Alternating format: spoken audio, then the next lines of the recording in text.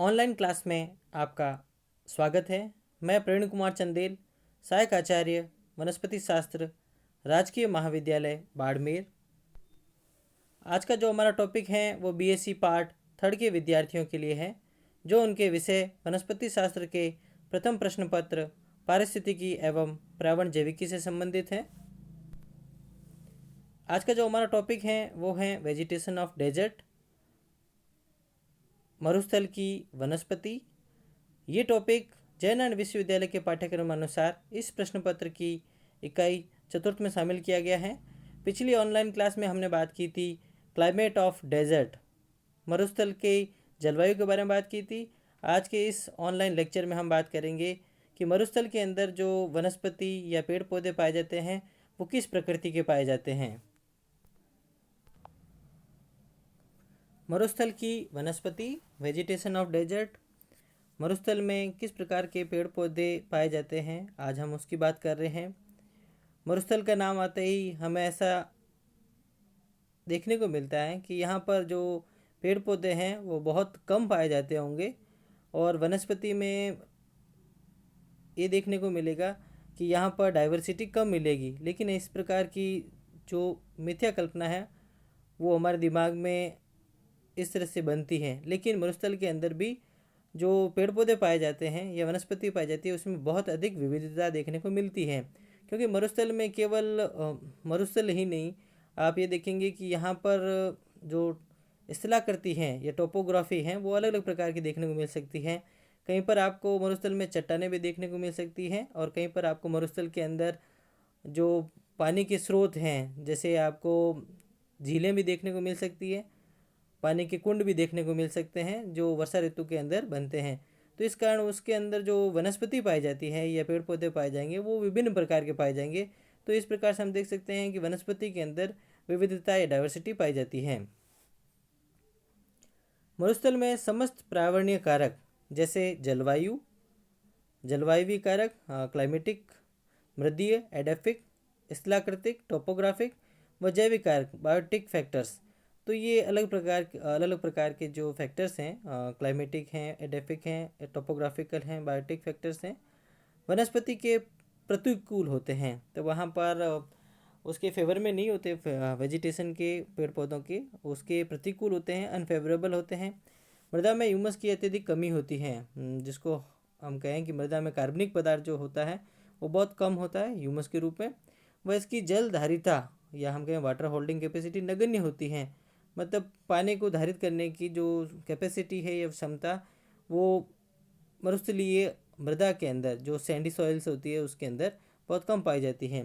सूर्य के तीव्र विकिरणों से मृदा की अत्यधिक गर्म हो जाने व इस पर वनस्पति का आवरण अनुपस्थित होने के कारण सूक्ष्म जीवों को अपने अस्तित्व में कठिनाई होती है। तो यहाँ हम देख सकते हैं कि जो माइक्रोब्स हैं, डिफरेंट टाइप्स के माइक्रोब्स हैं, फंजाई हैं, बैक्टीरिया हैं, एक्टिनोमाइसीटीज़ हैं, वो भी बहुत कम मात्रा में उपस्थित रह पाते हैं।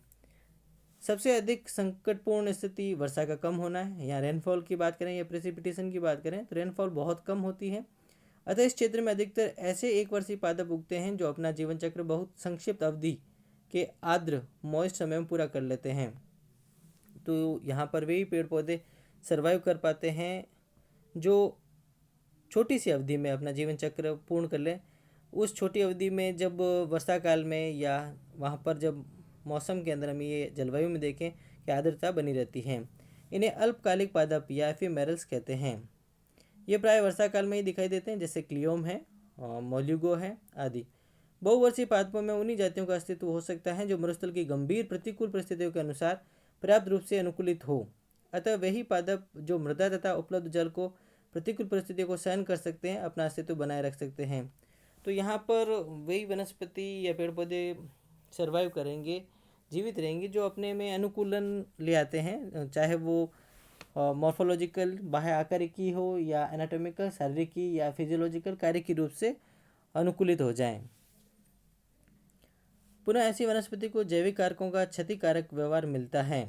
इन सब विषम परिस्थितियों के बावजूद भंडारी 1978 ने राजस्थान मरुस्थल में पुष्पी पादपों के 82 कुलों के 319 वंशों की 592 जातियों को उगते हुए बताया है। तो ये एक फैक्ट भंडारी साहब ने दिखाया था, हमें भंडारी साहब ने, कि मरुस्थल के अंदर कितने कुलों के कितने वंश और कितनी जातियाँ पाई जाती हैं।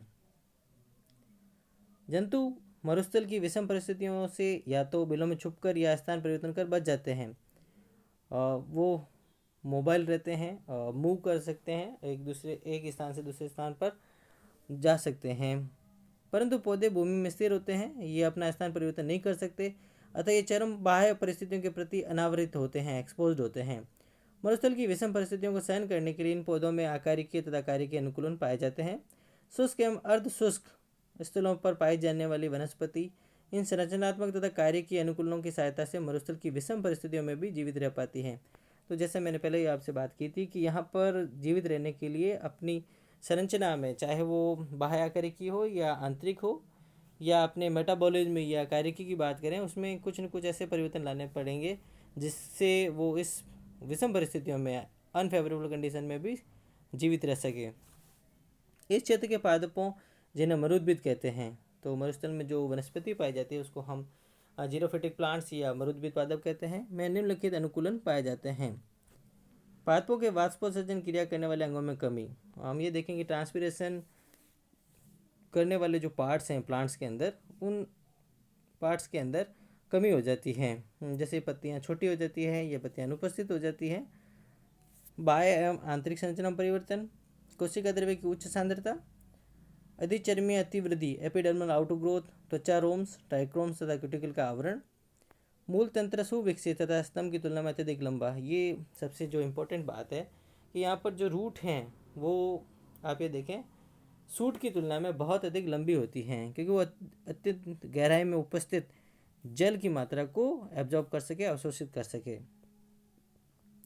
रबड़ क्षीर की उपस्थिति एवं मांसल प्रवृत्ति, सकुलेंट नेचर। तो ये कुछ एडेप्टेशन हैं जो मरुस्थलीय परिस्थितियों में पादपों के अंदर पाए जाते हैं। कीड़े तथा सांड 1911 ने मरुस्थल में पाए जाने वाले पौधों को शुष्क अवस्था सहन करने की क्षमता अथवा शुष्कता प्रतिरोधी क्षमता के आधार पर निम्नलिखित प्रकार से वर्गीकृत किया था। तो केन एंड सांड्स ने जो प्लांट को क्लासीफाइड किया वो इस प्रकार से हैं। पहले कैटेगरी दी उन्होंने जलाभाव पलायनी पादप, ड्रॉट एस्केपिंग प्लांट्स, मतलब जैसे ही ड्रॉट या जलाभाव की कंडीशन आए तो पादप वहाँ से हट जाएं। ड्रॉट एस्केपिंग या जलाभाव पलायनी पादप, जलाभाव सहिष्णु पादप, ड्रॉट एंड्यूरिंग प्लांट्स, जो उन सहिष्णु जो परिस्थितियाँ हैं उसी के अंदर बने रहते हैं और सर्वाइव करते हैं। जलाभाव प्रतिरोधी पादप, ड्रॉट रेजिस्टेंट प्लांट और सकुलेंट प्लांट्स भी कहते हैं इनको। तो ये 3 कैटेगरी कीड़े और सांड्स ने जो मरुस्थल में जो पादप पाए जाते हैं वो उनके लिए दी थी। कुछ पौधे जैसे केयर, गैपेरिस डेसिडुआ, नागफनी, ओपनसिया डिलनाई तथा डंडाथोर, यूफोर्बिया कैडुसिफोलिया मरुस्थल के महत्वपूर्ण पौधों में से एक हैं। ये तीनों नाम जो हैं काफ़ी डोमिनेटली आप टिपिकल जीरोफिटिक प्लांट्स कह सकते हो। अनेक जातियाँ स्थानिक होती हैं, एंडेमिक होती है, केवल इन्हीं स्थानों पर पाई जाती हैं। वनस्पति कंटीले वृक्षों के वनों के रूप में होती है। तो हम ये कहें कि यहाँ की जो फॉरेस्ट होते हैं उसमें थॉर्नी वेजिटेशन ज़्यादा देखी गई है। अनेक झाड़ियाँ एवं घास परिवार के सदस्य भी पाए जाते हैं। तो यहाँ सरब्स भी मिलेगी और ग्रासेस भी मिलेगी आपको। मरुस्थल में पाई जाने वाली वनस्पति को 2 श्रेणियों में विभक्त कर सकते हैं, 2 कैटेगरीज। तो हम पहले कैटेगरी की बात करें, वनस्पति जो केवल वर्षा ऋतु में विकसित होती है, और वनस्पति जिसमें बहुवर्षीय पौधे होते हैं तथा जिनमें संरचनात्मक एवं कार्यात्मक अनुकूलन पाए जाते हैं। तो 2 प्रकार की वेजिटेशन की बात हो रही है, एक जो केवल रेनी सीजन में ग्रो करती है और दूसरी ऐसी वेजिटेशन जो वर्ष पर्यंत वहाँ देखी गई है, जिसमें आपको स्ट्रक्चरल एंड फिजियोलॉजिकल चेंजेस या एडेप्टेशंस पाए जाते हैं। वर्षा ऋतु में पाई जाने वाली वनस्पति या अल्पकालिक वनस्पति की बात करें, जिसको हम एफेवरल वेजिटेशन कहते हैं, क्योंकि यह वर्षा काल की जो कुछ महीने हैं जिसमें आर्द्रता बनी रहती है उसी में अपने संक्षिप्त अवधि में अपना जीवन चक्र कंप्लीट कर लेते हैं। मरुस्थल में पाए जाने वाले कुछ पादपों में संरचनात्मक तथा कार्यात्मक परिवर्तन तो विकसित नहीं होते, लेकिन इनका जीवन चक्र इतनी अल्प अवधि का होता है कि ये अनुकूल परिस्थितियों में कि कुछ ही समय में बीजांकुरण, वृद्धि, पुष्पन, फलन व पुनः बीज बनाकर विषम परिस्थितियों के आगमन के पूर्व ही अपना जीवन चक्र पूर्ण कर लेते हैं। इन्हें अल्पकालिक पौधे कहते हैं, एफेमेरल प्लांट्स कहते हैं, या जलाभाव पलायनी पादप, ड्रॉट एस्केप कर जाते हैं जब अनफेवरेबल कंडीशन आती हैं। ये पादप वर्षा ऋतु में मैदान एवं रेत के टीलों पर विकसित होते हैं तथा वर्ष के शेष भाग में ये स्थल नग्न रहते हैं। वर्षा ऋतु में विकसित होने वाली वनस्पति के कुछ पादपों के नाम इस प्रकार हैं, और जैसे लट जीरा, जिसको हम आदि जड़ा भी कहते हैं, एकैरेंथस एस्पेरा है जो कुल एमरेंथेसी का सदस्य है। सफ़ेद हुलहुल गायनोट्रोपिस गायनेंड्रा कैपेरिडेसी का मेंबर, हुलहुल क्लियम विस्कोसा कैपेरिडेसी का मेंबर, बालू का साग गिशेकिया फार्नेसियोइड्स मोलुजिनेसी का मेंबर है। धोल फूली पोलिकार्पिया कोरिम्बोसा कैरियोफिलिसी का मेंबर है। नागार्जुनी यूफोर्बिया हेल्टा यूफोर्बिएसी का मेंबर है। गोखरू टेबुलस टेरेस्ट्रिस जाइगोफिलिसी का मेंबर। पुनर्वा बोरावे डिफ्यूजा बोरोजिनेसी का मेंबर है। और विभिन्न प्रकार की घासें। तो ये कुछ इंपॉर्टेंट प्लांट्स हैं जो आप ये देख सकते हैं कि केवल वर्षा ऋतु के अंदर ही मरुस्थल के अंदर देखे जाते हैं, और जैसे वर्षा ऋतु चली जाती है ये प्लांट्स अपने पुनः बीज अवस्था में आ जाते हैं और अनफेवरेबल कंडीशंस को व्यतीत करते हैं। तो इस प्रकार से ये देख सकते हैं वर्षा ऋतु। अध्ययन में सुविधा की दृष्टि से मरुस्थल की वनस्पति को उनके आवासों के आधार पर निम्नलिखित श्रेणियों में विभक्त कर सकते हैं। तो हम ये देख सकते हैं कि मरुस्थल में भी अलग अलग प्रकार के आवास देखने को मिलते हैं, और उसमें उन आवासों के अनुसार ही वहाँ पर पेड़ पौधे या वनस्पति पाई जाती हैं। तो पहले की जो कैटेगरी है वो रेतीले आवास की वनस्पति, वेजिटेशन ऑफ सैंडी हैबिटेट्स। बजरी आवासों की वनस्पति, वेजिटेशन ऑफ ग्रेवल हैबिटेट्स। चट्टानी आवासों की वनस्पति, vegetation of Rocky habitats. Vegetation of लवणीय आवासों की वनस्पति, वेजिटेशन ऑफ सेलाइन हैबिटेट्स। ऐसे आवास जहाँ हम देखेंगे साल्ट के जो सॉइल होती है उसमें साल्ट की अधिकता देखी गई है। जलीय आवासों की वनस्पति, वेजिटेशन ऑफ एक्वाटिक हैबिटेट्स। तो मैंने ये बात की थी कि मरुस्थल के अंदर भी कुछ जल के स्रोत पाए जाते हैं, तो उसमें जो वेजिटेशन पाई जाती है वो एक्वाटिक हैबिटेट्स की होती हैं। तो सबसे पहले हम बात करते हैं रेतीले आवासों की वनस्पति, वेजिटेशन ऑफ सैंडी हैबिटेट्स। मरुस्थल का लगभग संपूर्ण क्षेत्र रेतीली बलुई मिट्टी सैंडी सॉइल्स मृदा से ढका हुआ होता है। इस क्षेत्र में रेतीले मैदान सैंडी प्लेन्स एवं विभिन्न प्रकार के रेत के टिब्बे या टीले सैंड ड्यून्स पाए जाते हैं। तो हम ये देखें कि इसके अंदर आप दो प्रकार की चीज़ें देख रहे हैं, और प्लेन्स भी हैं लेकिन वो सैंडी प्लेन्स हैं, और टिब्बे बने हुए हैं वो सैंड ड्यून्स हैं, सैंड के टिब्बे हैं। तो सबसे पहले बात कर रहे हैं हम रेत के टीलों पर पाई जाने वाली वनस्पति। रेत के टीले मरुस्थल में कुल क्षेत्रफल के अधिकांश भाग को घेरे हुए होते हैं।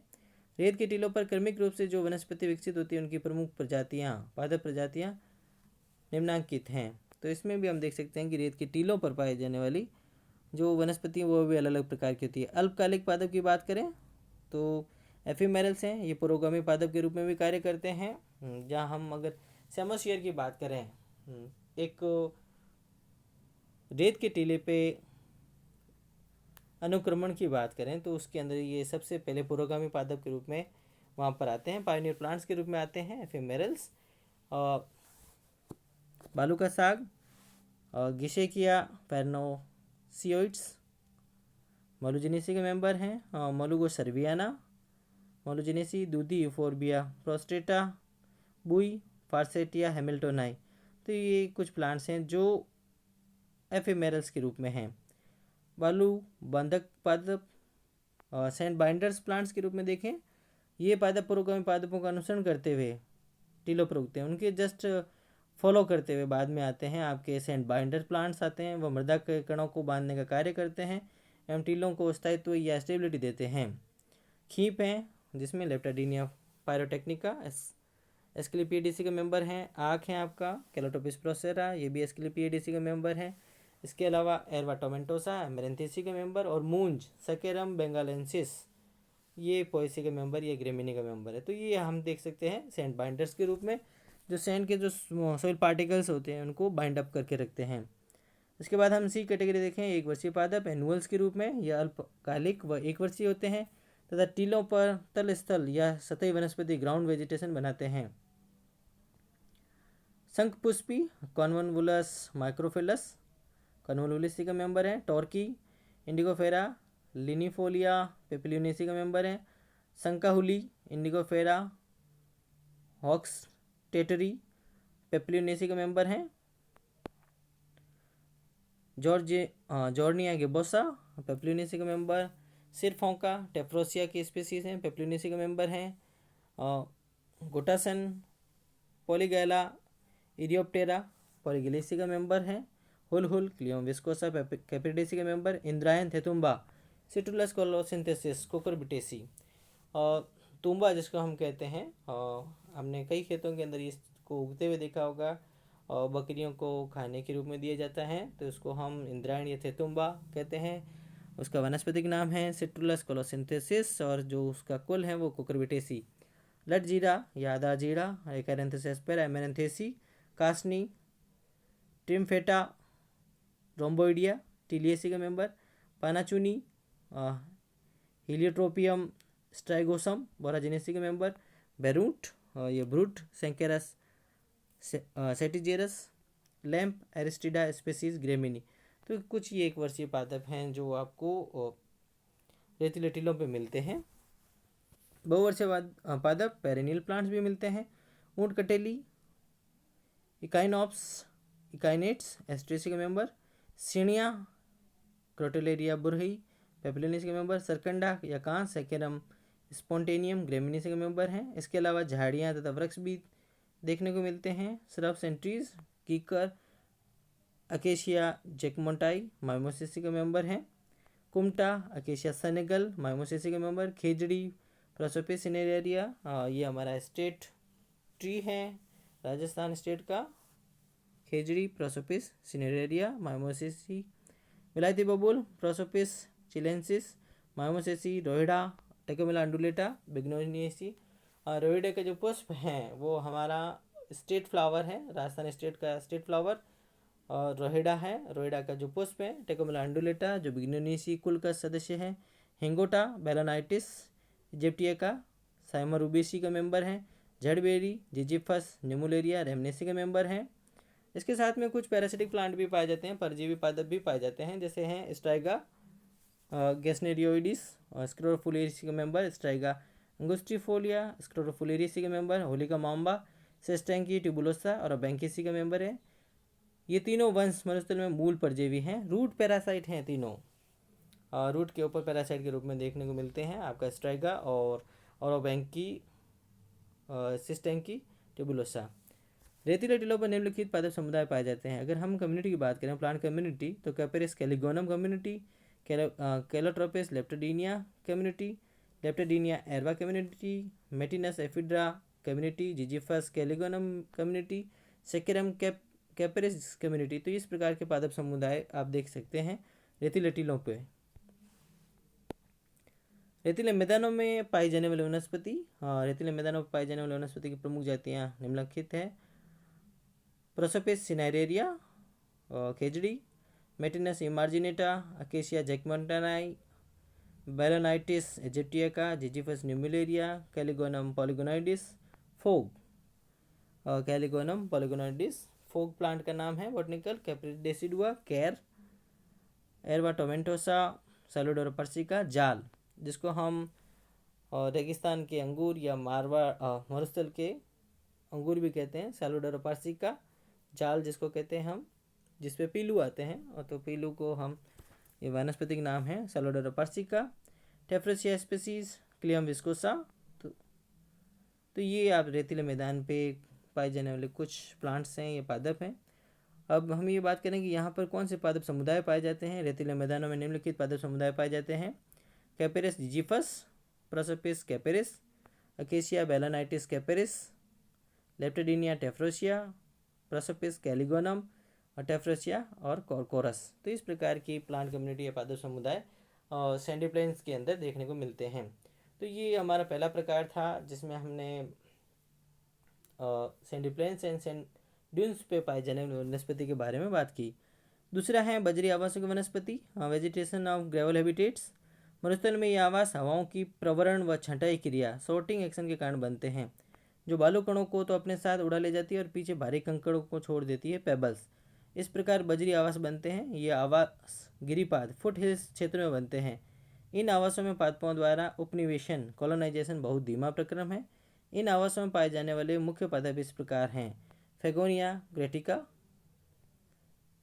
क्लियोम पेपिलोसा, बोराविया डिफ्यूजा, पुनर्वा एरिस्टिडा म्यूटाबिलिस, टेफ्रोशिया यूनिफ्लोरा, बार्लेरिया एक्एंथोइडोइस, लेपिडोगैथिस बेंडनसिस, साल्विया एजिप्टियाका, कॉर्कोरस डिप्रेसस।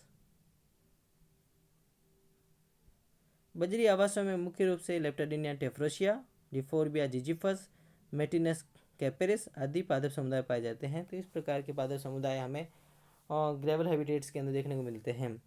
चट्टानी आवास की वनस्पति वेजिटेशन ऑफ रॉकी हैबिटेट्स मरुस्थलीय भाग में पर्वत श्रृंखलाओं में इन आवासों को बनाती हैं। तो हम बात करें कि मरुस्थल के अंदर अरावली या छोटी मोटी जो माउंटेन सीरीज पाई जाती है पर्वत श्रृंखलाएँ, वहाँ पर इस प्रकार के आवास बनते हैं रॉकी हैबिटेट्स। ये पर्वत श्रृंखलाएँ अधिकतर नंगी होती हैं, लेकिन कहीं कहीं कुछ वनस्पति मिलती हैं, नेक दिखाई देती है, लेकिन कभी कभार देखें तो वेजिटेशन भी दिखती है।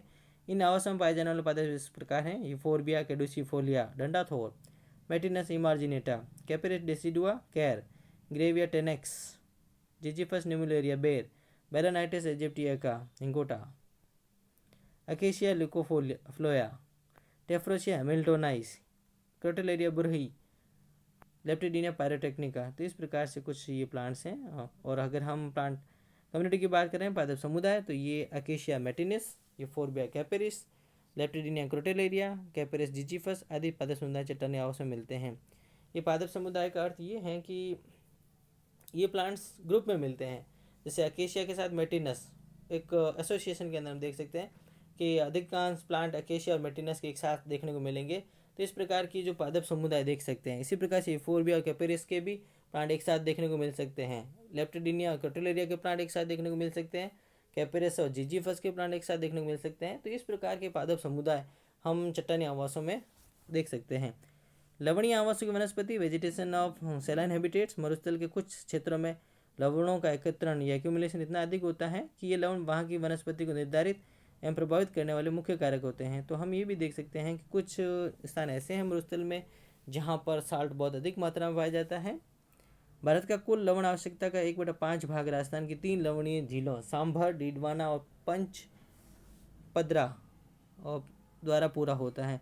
तो ये 3 जो झीलें हैं और जो हम कह सकते हैं कि नमक की झीलें हैं, सांभर हैं, डीडवाना है और पचपदरा हैं। इस राज्य के दूसरे लवणीय क्षेत्र जैसे कुचामण है, पोखरण है, फड़ोदी हैं, लोणकरण आदि हैं। तो ये इसकी 3 झीलों के अलावा भी हम देख सकते हैं कुचामण, पोखरण, फड़ोदी, लोणकरण आदि हैं। ये आवास भिन्न प्रकार के पादप जीवन को प्रतिनिधित्व करते हैं। रिप्रेजेंटेटिव प्लांट इनके अलग प्रकार के होते हैं। इन क्षेत्रों में पाए जाने वाले पादपों को लवण मृदोद्भिद या हम कहते हैं हेलोफाइट्स। लवणीय आवास में पाई जाने वाली पादप प्रजातियां निम्नलिखित हैं: क्रेसा क्रेटिका, हेलोजाइलॉन सेलिकॉर्निकम, स्यूडा फ्रुटिकोसा, साल्सोला फोर्टिडा, टर्मेरिक्स डायोका, पेनिकम टर्जिडम, साल्वाडोरा पर्सिका, पोर्चुला का ओलेरेशिया। तो इस प्रकार की जो प्लांट है जो सेलाइन सॉइल के अंदर या साल्टी सॉइल के अंदर या नमकीन या नमक वाली मृदा के अंदर पाए जाते हैं। जलीय आवास की वनस्पति मरुस्थल के अंदर जो जलीय वाटर सोर्स पाए जाते हैं या जल के आवास पाए जाते हैं, उनके अंदर जो वनस्पति पाई जाती हैं उनकी बात करें। मरुस्थलीय क्षेत्रों में अनेक स्थायी तालाब एवं राजस्थान के मरुस्थल में कोलायत की झील अलवणीय जलीय आवासों का प्रतिनिधित्व करते हैं। तो कोलायत की जो झील है बीकानेर के अंदर, वो मीठे पानी का स्रोत है। इसके अलावा कई ऐसे स्टेबल पॉन्ड्स हैं जिसके अंदर इस प्रकार की जलीय वनस्पति पाई जाती हैं। ये आवास जलीय वनस्पति के लिए उपयुक्त परिस्थितियाँ प्रदान करते हैं। इस क्षेत्र की जलीय वनस्पति में निम्नलिखित पादप प्रजातियाँ या पादप जातियाँ पाई जाती हैं: Wolffia microscopica, Lemna species, Hydrilla verticillata, Vallisneria spiralis, Potamogeton crispus, Najas graminea, Ceratophyllum demersum, Sagittaria guayanensis, Ottelia alismoides, Ipomoea aquatica, Utricularia aurea. तो इस प्रकार से हम देख सकते हैं कि जो जलीय पादप हैं वो भी मरुस्थल के अंदर जो जलीय आवास पाए जाते हैं उनमें पाए जाते हैं। थैंक यू, धन्यवाद। तो इस प्रकार से हम बात कर सकते हैं कि जो मरुस्थल है उसमें किस प्रकार की वनस्पति पाई जाती है। तो यहाँ पर हमने इस ऑनलाइन क्लास में मरुस्थल में पाई जाने वाली जो वनस्पति हैं उसके विभिन्न प्रकारों के बारे में बात की।